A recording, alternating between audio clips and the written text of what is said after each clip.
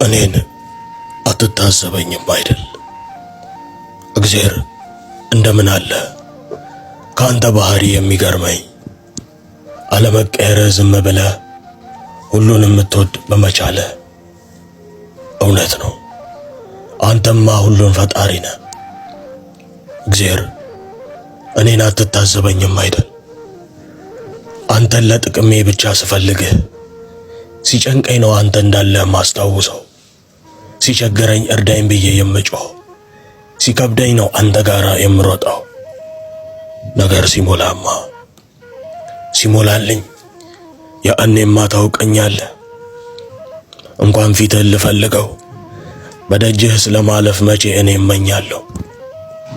አንተ እንዳለህ የምረዳው ልክ ያ ትልቅ በሩ ሲዘጋብኝ መውጫ መግቢያው ሲጠፋብኝ ሁሉ ነገር ሲከብድብኝ የዛኔማ በየመጣው እግዚአብሔር አለ የሚረዳኝ።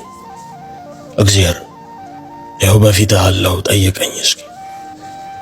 የዚህ መልሱ በምድር ላይ ከፈጠርከው ነገር ሁሉ በባህሪ ካንተ የተሰጠው ከሰው ልጅ ይልቅ ለሻማ እንዴት መሰለህ? እግዚአብሔር ሻማ ለምን አይልም?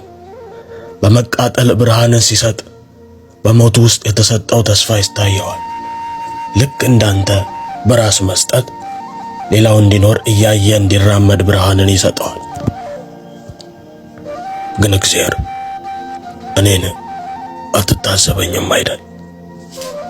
ራስ ወዳድ ሆኜ ካንተ ጥቅም ብቻ መፈልገው ለተመስገን ቦታ ሳይኖር ለጽድቄ ነው መሯሯጠው።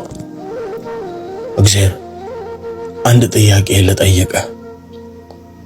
ይሄ ሁሉ ያንተ ፍጥረት ከሰጠኸው ፍቅር በላይ ገነት ሲኦል ብለህ ሰርተህ ባትከፋፍል ዝም ብሎ በሰጠኸው መልካም ነገር አንተን ብቻ የሚያምን ይመስልሃል? አንተን ብቻስ የሚከተል ይመስልሃል? እግዚአብሔር እኔን አትታዘበኝም አይደል?